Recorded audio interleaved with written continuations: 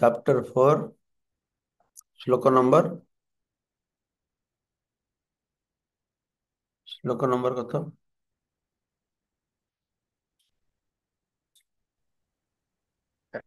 हरे कृष्ण महाराज प्रणाम। 133 महाराज। 133 হ্যাঁ মহারাজ প্রণাম। পাতা কত পাতা মানে জানা আছে? আহ 133, 227 পেজ। 227, এটা কি? হ্যাঁ, হ্যাঁ মহারাজ। চ্যাপ্টার ওয়াইজ কোন অপশন থাকে? নেই। আমার গ্রন্থে তাই দেখছি মহারাজ, 227 পেজ।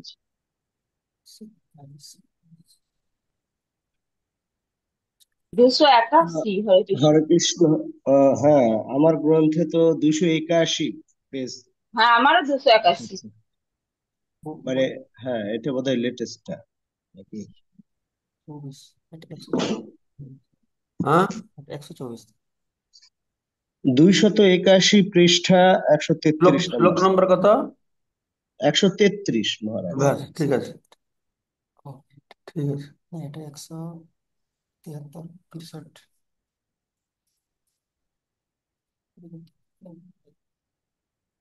ও, দুটো দুটো আঙুল হবে না, একটা আঙুল হবে না, ওটা নতুন জিনিস।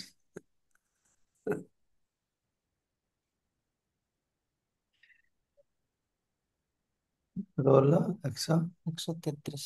33, এটা 34। ঠিক আছে।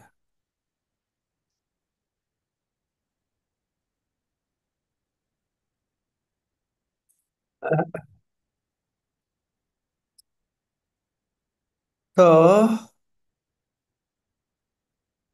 আমরা শ্রবণ করেছিলাম মাধবেন্দ্র পুরী যমুনা থেকে পৌঁছে গেছেন। পূজারী ক্ষীর ভোগ লাগাতে যাচ্ছিল, তো ওনার বাসনা হয়েছিল, তো লজ্জা কিছু বলতে পারেনি। কিন্তু ভক্তের কথা ভগবান বুঝতে পেরেছেন, তাই তিনি কি করেছেন, একটা তার আঁচলের পিছনে একবার ক্ষীর লুকিয়ে রেখেছেন। আর পূজারীকে স্বপ্নতে বলেছেন, একটা ভার ক্ষীর আমি রেখেছি, তুমি গিয়ে এই মাধবেন্দ্র পুরীকে দাও। ক্ষীর লহ। তো সে গিয়ে দুয়ার দিয়া গ্রামে গেলা, সেই ক্ষীর লয়া হাটে হাটে বলে মাধব পুরীকে চাহিয়া। তো পূজারী ওই হাটে গিয়ে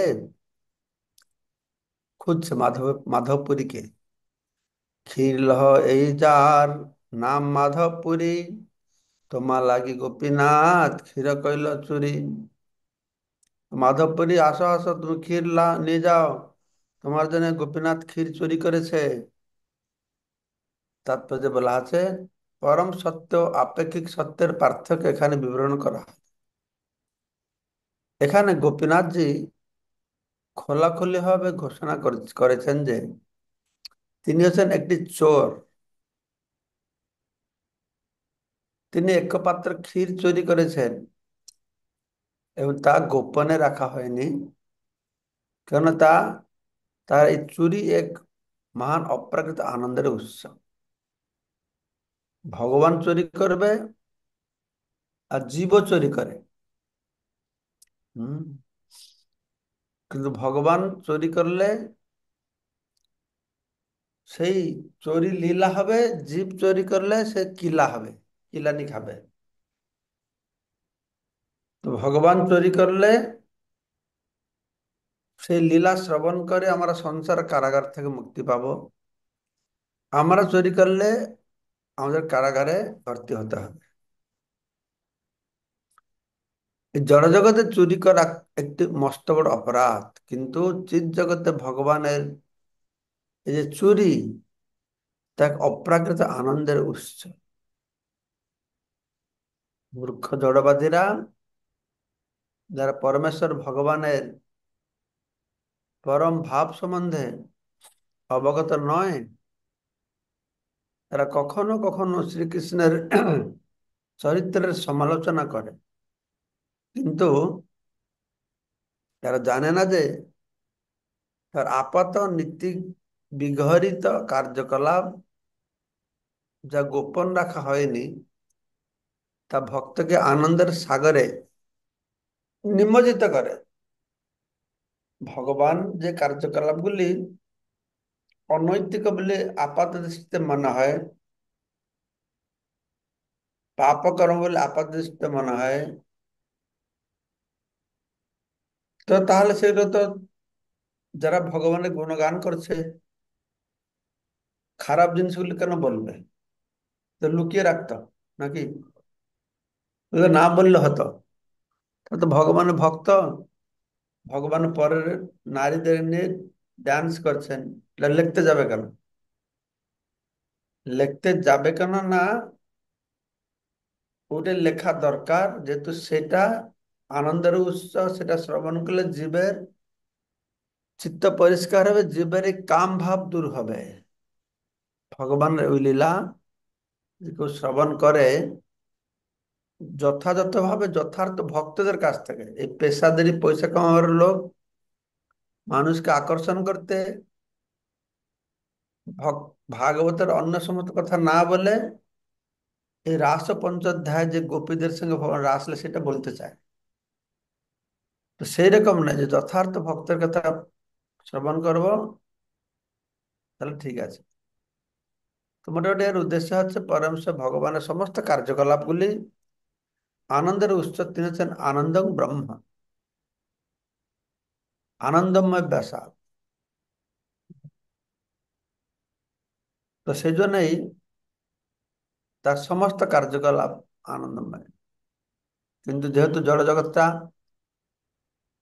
চিৎ জগতের বিকৃত প্রতিফলন, সেই সমস্ত কর্মগুলি জড় জগতে হয় কিন্তু বিকৃত। হুম। তো পরমেশ্বর ভগবানের পরম ভাব সম্বন্ধে অবগত না হওয়ার ফলে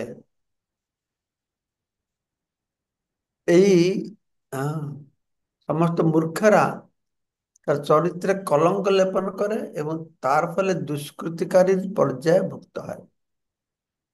তাদের দুষ্কৃতিকারী বলা হচ্ছে, নমাং দুষ্কৃতি না মূঢ়। হম, দুষ্কৃতি বলা হচ্ছে। পরম ভাবম অজানত মম ভূত মহেশ্বরম, তারা পরম ভাবকে জানে না। হুম, পরম ভাবকে তারা ভগবান পরম ভাব। এই জড় জগতে প্রকৃতির গুণের প্রভাব পড়ে আমরা কর্ম করি, ভগবান প্রকৃতির গুণের প্রভাব পড়ে কর্ম করে না।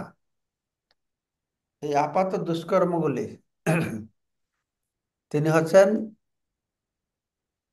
এই ভালো মন্দের ঊর্ধ্বে, পাপ পুণ্যের ঊর্ধ্বে। কিন্তু মূর্খরা মনে করে ও কৃষ্ণ এটা করলো, কৃষ্ণ সেটা করলো। বুঝতে পারছে? এরা হচ্ছে দুষ্কৃতকারী। এই দুষ্কৃতকারী চারি প্রকারের আছে। নমাং দুষ্কৃত নাম, এই দুষ্কৃত মূঢ়, নরাধম, আসুরিক ভাব আশ্রিত, আর মায়ার দ্বারা জ্ঞান অপহৃত হয়েছে। হ্যাঁ, এই চার প্রকার দুষ্কৃতকারী কৃষ্ণ ভগবত গীতায় বলেছেন। সপ্তম অধ্যায় 4 নম্বর শ্লোকে বর্ণনা হয়েছে, নমাং দুষ্কৃত মূঢ়া প্রপদ্যন্তে নরাধমা মায়া অপহৃত জ্ঞানা আসুরম ভাবমাশ্রিতা। এই সমস্ত দুষ্কৃতকারীরা যারা মূঢ়, নরাধম, মায়ার দ্বারা যাদের জ্ঞান অপহৃত হয়েছে এবং যারা আসুরিক ভাব আশ্রয় করেছে, তারা আমার শরণাগত হবে না, তারা ভগবান কাছে আত্মসমর্পণ করবে না। জড়বাদী মূর্খেরা বুঝতে পারে না যে, জড়বাদী মূর্খেরা বুঝতে পারে না যে শ্রীকৃষ্ণ যেহেতু পরমেশ্বর ভগবান, তাই তার সমস্ত কার্যকলাপ পরম মঙ্গলময়। ভগবানের এই গুণটি শ্রীমদ্ ভাগবতে 10ম স্কন্ধ 33 অধ্যায় 29 নম্বর শ্লোকে বিশ্লেষণ করা হয়েছে। কেউ কেউ জাগতিক বিচারে পরম পুরুষ পরমেশ্বর ভগবানের কার্যকলাপ নীতি বিগড়িত বলে বিবেচনা করতে পারে জাগতিক দৃষ্টিভঙ্গি থেকে, কিন্তু প্রকৃতপক্ষে তা ঠিক নয়। যেমন সূর্য কেবল সমুদ্র থেকে জল শোষণ করে না, পৃথিবীর উপরিভাগ থেকে জল শোষণ করে। সূর্য নালা নর্দমা মলমূত্রপূর্ণ স্থান থেকেও জল শোষণ করে, কিন্তু তার ফলে সূর্য অপবিত্র হয় না। পক্ষান্তরে সূর্য নোংরা জায়গাকে পবিত্র করে দেয়। ভগবানের যা করে সেটা ভগবান অপবিত্র হয় না, বরঞ্চ সে কার্যটি আরো আনন্দদায়ক হয়ে ওঠে। তো কোন এক ভক্ত যদি কোনো অসৎ অথবা অবৈধ উদ্দেশ্য নিয়ে পরমেশ্বর ভগবানের শরণাগত হন, তাহলেও তিনি পবিত্র হন।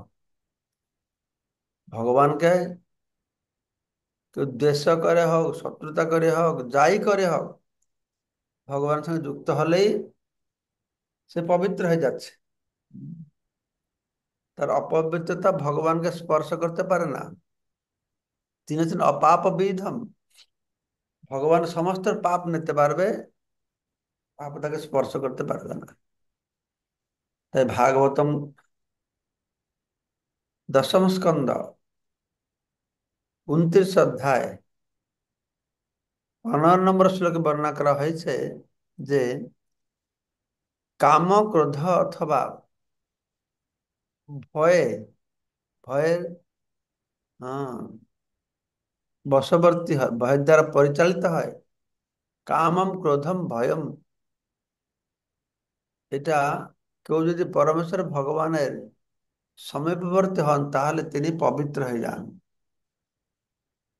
10ম স্কন্ধে বলা হয়েছে, 7ম স্কন্ধে বলা হয়েছে ব্রজগোপিকারা যুবতী রমণী এবং নব যৌবন সম্পন্ন সুন্দর কৃষ্ণের প্রতি তারা আকৃষ্ট হয়েছিলেন। আপাত দৃষ্টিতে মনে হয় তারা যেন কামার্ত হয় ভগবানের প্রতি আকৃষ্ট হয়েছিলেন। ভগবান গভীর নিশীথে তাদের সঙ্গে নৃত্য করেছিলেন। জড় দৃষ্টিভঙ্গিতে এই সমস্ত কার্যকলাপ অতীব বিঘরিত বলে মনে হতে পারে, কেননা বিবাহিতা অথবা অবিবাহিত যুবতী রমণী কোনো যুবকের সঙ্গে মিলিত হয়ে তার সঙ্গে নৃত্য করার জন্য গৃহত্যাগ করতে পারে না। কিন্তু জড়জাগতিক বিচারে তার নীতি বিঘরিত হলেও ব্রজগোপিকাদের এই কার্যকলাপ সর্বশ্রেষ্ঠ আরাধনা বলে স্বীকৃত হয়েছে। কারণ কামার্ত হয়ে গভীর নিশীথে তারা যার কাছে গিয়েছিলেন তিনি ছিলেন পরমেশ্বর ভগবান শ্রীকৃষ্ণ। এটা যদি এটা পাপপূর্ণ কর্ম হতো, পরিগণিত হতো, তাহলে সমস্ত মুনি ঋষিরা এই কথা শ্রবণ করত না। শুকদেব গোস্বামী আজন্ম ব্রহ্মচারী এই কথা চর্চা করতেন না। এই ভাগবত শুকদেব গোস্বামী বলছেন ভগবান এই সমস্ত কর্ম শ্রবণ করলে হৃদরোগ যে কাম আস্তে আস্তে দূরীভূত হয়ে যাবে। অভক্তরা কিন্তু এই তত্ত্ব বুঝতে পারবে না। শ্রীকৃষ্ণকে অবশ্যই তত্ত্ব তো জানতে হবে। তত্ত্ব বিচার আছে, আপাত বিচার আছে। সেই যে সেই জন্য ভগবান বলছেন যমাং ব্যক্তি তত্ত্বতঃ, সাধারণ দৃষ্টিভঙ্গি দেখলে হবে না, তত্ত্বগতভাবে ভগবান জানতে চেষ্টা করতে হবে। সাধারণ জ্ঞানের মাধ্যমে বিবেচনা করা উচিত যে যদি কেবল কৃষ্ণের দিব্য নাম উচ্চারণ করার প্রভাবে পবিত্র হওয়া যায়, তাহলে সে কৃষ্ণ কিভাবে চরিত্রহীন হতে পারে? যার নাম করে পাপ মুক্ত হয়ে যায়, সে কৃষ্ণ কি করে পাপ কাজ করবে? দুর্ভাগ্যবশত কতকগুলি জড়বাদী মূর্খকে শিক্ষা শিক্ষাবিদের আসনে বসানো হয়েছে এবং তারা সে অতি উচ্চ আসনে বসে জনসাধারণকে অধর্মের নীতি শিক্ষা দিচ্ছে। এটা কি হচ্ছে? ভগবান যা করেন সহজে আছে তারা অনুকরণ করে, তারা পাপ করে, ভুল করে। আর কিছু আছে তারা অনুকরণ করে না, ভগবানের কার্যটা খারাপ বলে তারা ঘোষণা করে। হুম, তো দুইজনেই খারাপ। তো সে কথা ভাগবতে সপ্তম স্কন্ধ পঞ্চম অধ্যায় 31 নম্বর শ্লোকে বলা হয়েছে, অন্ধা যত অন্ধে উপনীয় মানহ। প্রহ্লাদ মহারাজ বলছেন পিতা হিরণ্যকশিপুকে, অন্ধা যত অন্ধে উপনীয় মান। এক অন্ধ অন্য সমস্ত অন্ধদের পথ প্রদর্শন করার চেষ্টা করছে। এই সমস্ত মূর্খদের অপরিণত জ্ঞানের দরুন ব্রজ গোপিকাদের সঙ্গে শ্রীকৃষ্ণের লীলাবিলাস আলোচনা করা উচিত নয়। হ্যাঁ, সেজন্য ভগবান সঙ্গে ব্রজ গোপিকাদের লীলা সবার কাছে আলোচনা করতেন নাই। তার ভক্তের জন্য শ্রীকৃষ্ণের ক্ষীর চুরি কথা কথাও অভক্তদের আলোচনা করা উচিত নয়।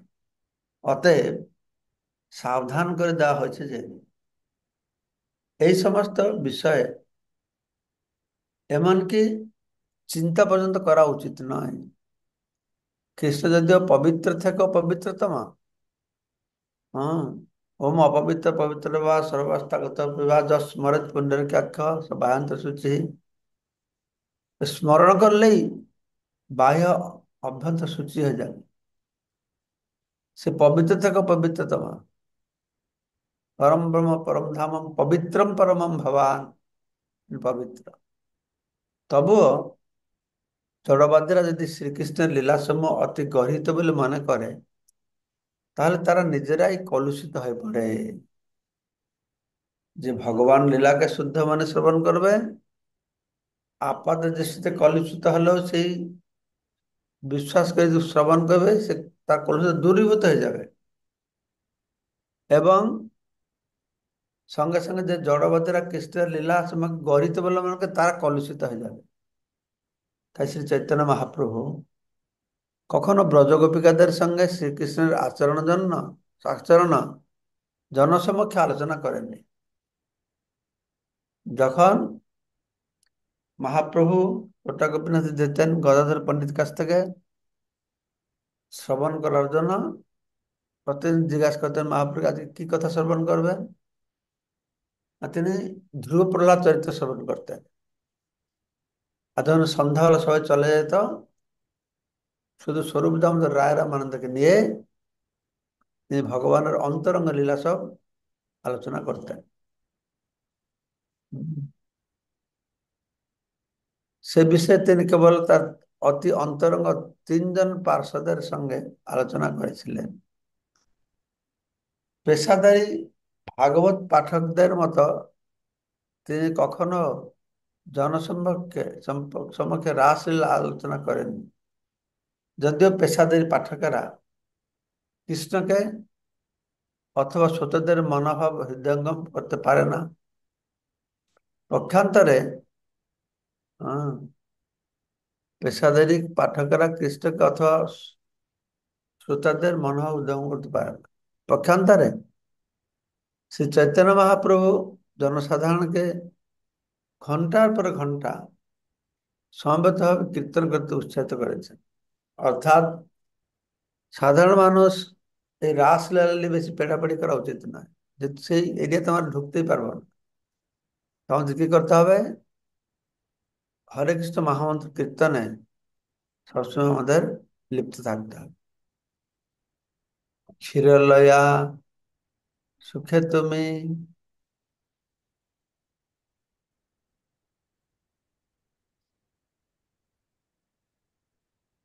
ক্ষীর লয়া সুখে তুমি করহ ভক্ষণে, তোমা সম ভাগ্যবান নাহি ত্রিভুবনে। তো এই শ্লোক আগামীকালকে আমরা ব্যাখ্যাকে শ্রবণ করবো।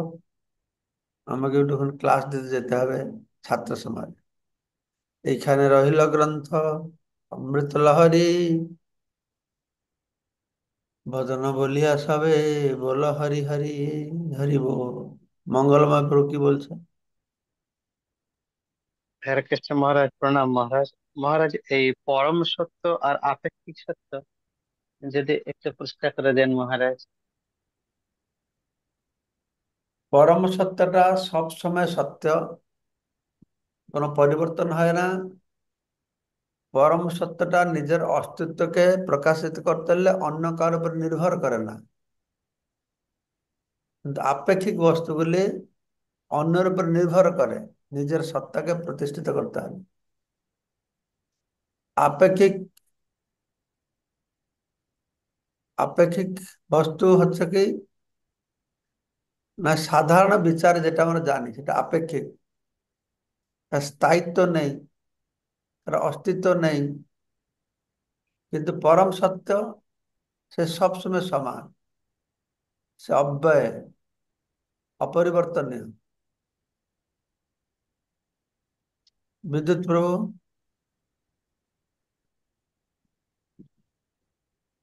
হরে কৃষ্ণ, প্রণাম মহারাজ। মহারাজ, ওই রকম রিলেটেড প্রশ্ন পর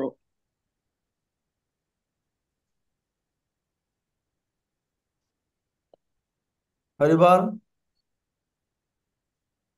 আহ, কি হলো? মহারাজ,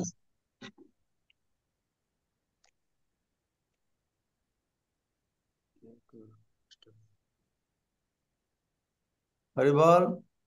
হ্যাঁ মহারাজ, ওই পরম সত্য আর আপেক্ষিক আপেক্ষিক সত্যের ব্যাপারে একটা প্রশ্ন। সেটা হচ্ছে যে চিন্ময় জগতের বা চিন্ময় কার্যকলাপ কলাপটা হচ্ছে সবসময় পরম সত্য। সেটাই হ্যাঁ, যখন মানে আমাদের এই জড় জগতে এসে হচ্ছে ভগবান কর্তৃক বা সেটা কি আপেক্ষিক সত্য হয়ে যাচ্ছে এরকম কিছু? হ্যাঁ, এটাই আর ওটাই। আমাদের জড়জাগতিক কার্যকলাপ আসলে জড়জগৎ তো মানে একসময় ভ্যানিশ হয়ে যাবে। তো এখানে যেটা হচ্ছে সেটা তো ওই চিন্ময় জগতের সাপেক্ষে পুরোটাই আপেক্ষিক, এরকম কিছু মনে হয় নাকি? হ্যাঁ। ঠিক আছে, হরে কৃষ্ণ মহারাজ। পিয়াল কি বলছে? ধন্যবাদ, প্রণাম। হরে কৃষ্ণ মহারাজ, ধন্যবাদ, প্রণাম। মহারাজ, এখানে যে মায়া অপহৃত জ্ঞান বলেছেন, এটা কি ভগবানের যে বহিরাঙ্গ শক্তি মায়া, এই এই মায়ার কথা বলেছে? হ্যাঁ, হ্যাঁ।